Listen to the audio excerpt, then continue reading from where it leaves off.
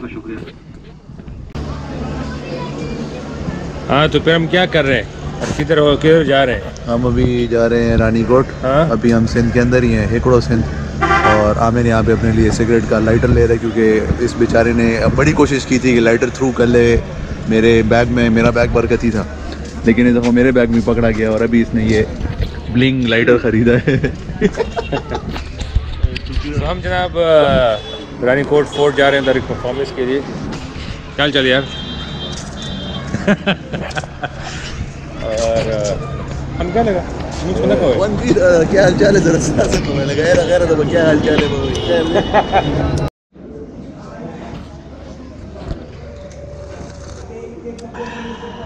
ये वो चीज़ है जिसकी वजह से मेरा दिमाग इतना रहता है कि इससे पहले मैं इसको कोई गाड़ी से बाहर फेंक दूँ या इसके बाल जो है ना 2-3 रह गए वो मैं खींच दूँ।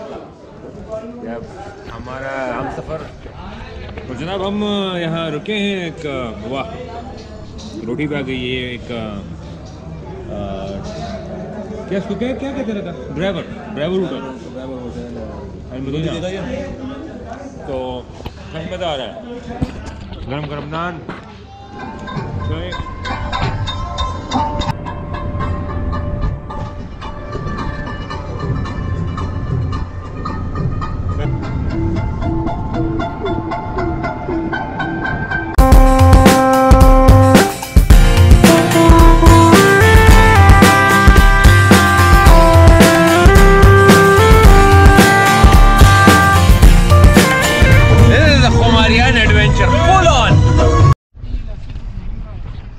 एडवेंचर ऐसे है कि पहले तो ना दूर दूर तक लाइट है ना कुछ है, तो रास्ता भी थोड़ा ख़ता हो गया, बट यही तो मज़ा करता है ऐसे पहाड़ों में। ये रानी बीबी के फोर्ट हम जा रहे हैं, ठीक है।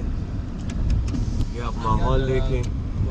जिस गाड़ी को we dread the most Peshawar में कि हर जगह इसकी वजह से ट्रैफिक है, ये और आज यही जो है ना एक गार्डियन एंजल की तरह इस वीराने में हमें एक गाड़ी मिली, हाँ, जो कामरान साहब की है। कामरान साहब के साथ अल्लाह अच्छा करे कि जो इस बयाबाने में इस वीराने में आप देखें जो है ना हमें गाइड कर रहे हैं। हमें मेहरान को आप मानेंगे, मेहरान का नाम हैरान होना चाहिए कि यार बंदे हैरान हो जाते हैं कि कहाँ कहाँ पहुँच जाती है।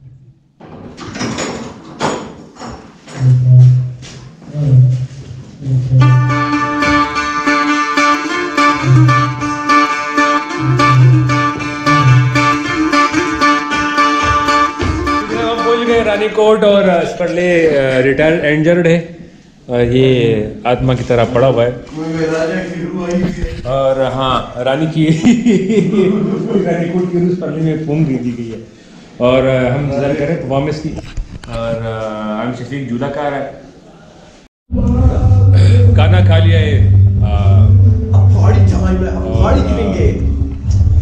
सारी प्लेटें खा ली। शिराज सारी प्लेटें अपने खाली कर दी। देखो मैं बता रहा था ना इधर अभी इन्होंने सही ठीक ठाक खाया है और ऐसे बिल्कुल किले में जो आसपास दूर दूर तक आबादी नहीं है और बाथरूम जो है ना उसकी भी सख्त किल्लत है और 7 घंटे की जो है ना वापसी की ड्राइव भी है। तो अब इनके पेटों को जो होगा ना VIP बाथरूम हमारे लिए स्पेशली अवेलेबल है। मुझे भी और ये यहाँ पर आउटडोर लाइफ जैकेट लगाया जा रहा है स्पेशली। ये इनको बताएं, ये सवावरा जी जी जी बताएं जी इनको, ये मानते नहीं है स्पेशली मेरे लिए स्पेशली। हाँ आमिर भाई creative. I love their work. I actually bought something from them as well. Okay, hello everyone. Hello. So आप कौन है और हमें प्यारे गिफ्ट्स कहाँ से मिले?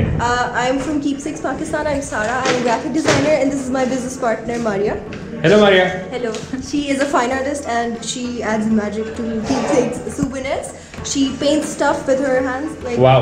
Most of the stuff is handmade and I illustrate magnets and keychains.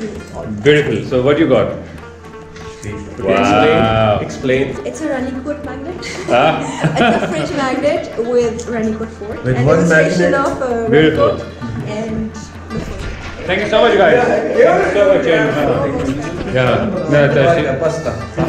Oh, it's beautiful. And there's a small thing. Thank you. Wear it, but it's a collection. Hello, Rita Jan. How are you?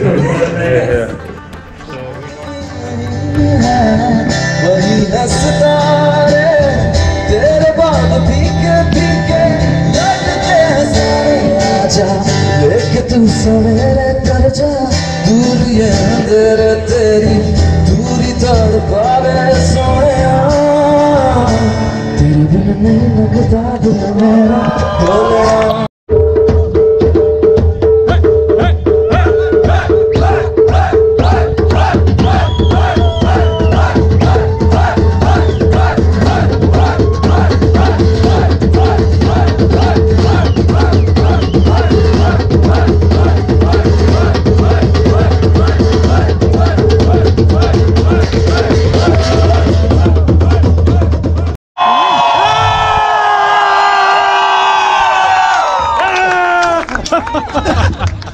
So that was it.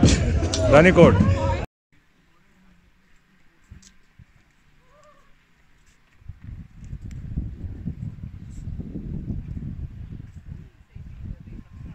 और मेरे साथ अभी है गयूर, यहाँ का जो site in charge है, और मिलते हैं गयूर से।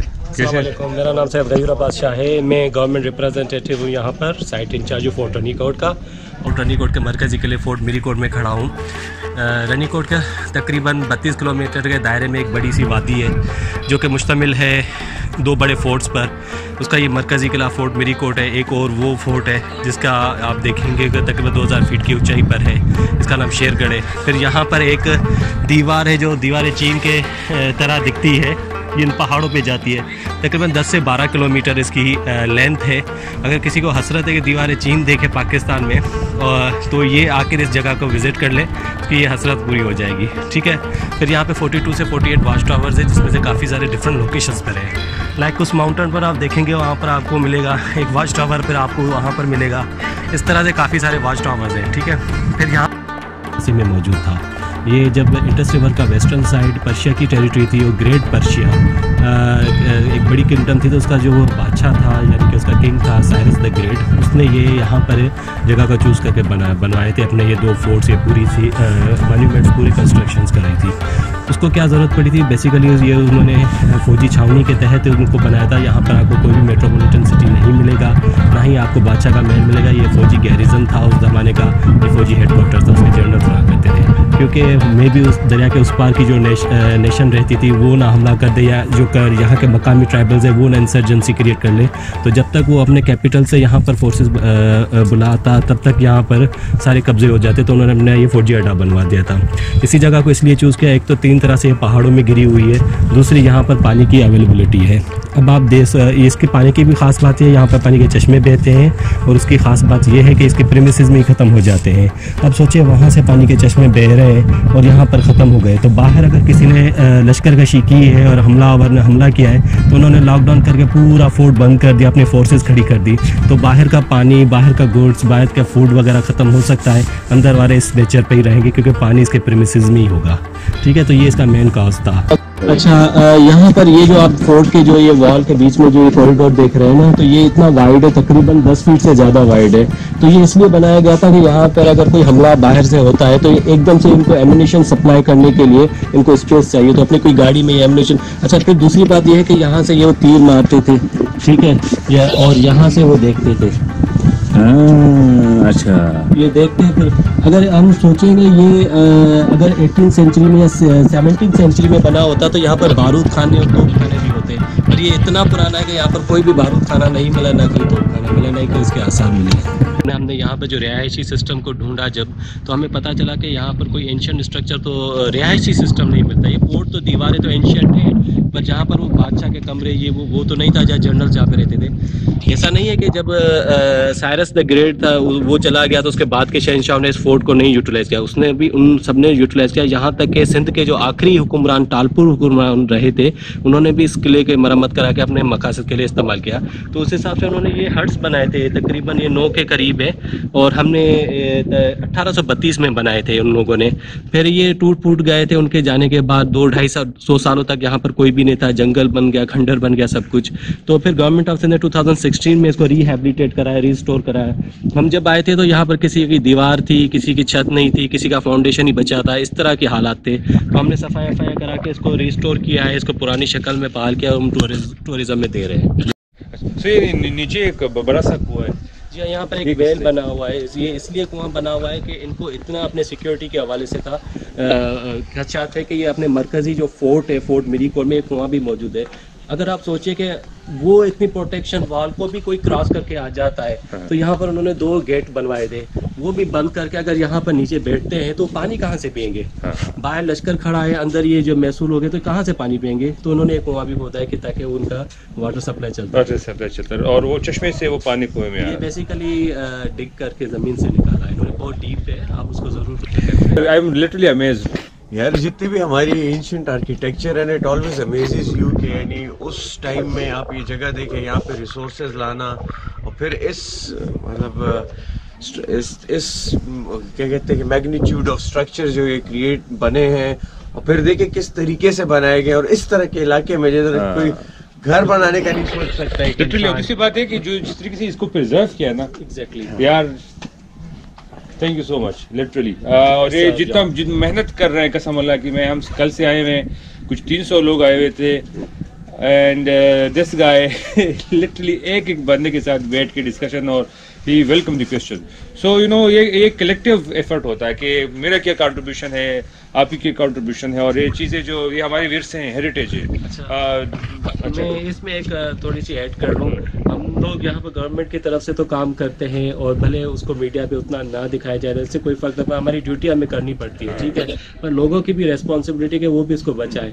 यहाँ पर लोग जो कचरा फेंकते हैं, ठीक है, वो भी हम उठाएं। वॉल चॉकिंग हमसे बर्दाश्त नहीं होती, लोग हम चुप कर यहाँ पर वॉल चॉकिंग करके जाते हैं, इसको डैमेजेस करते हैं, इसके प्लास्टर को उखेड़ते हैं, ये बहुत ज़्यादा नुकसानदायक, इससे दिल आज़ारी होती है। सो गाइस, ये पाकिस्तान हमारा है, अपना है, और ये जो है ना, ये आवाम है ना, ये वाली, ये जो इसने जो भी जानते हैं कुछ भी लिखे हैं, so you know we should protect us. हम इसको प्रोटेक्शन है, हमारी सबकी जिम्मेदारी है।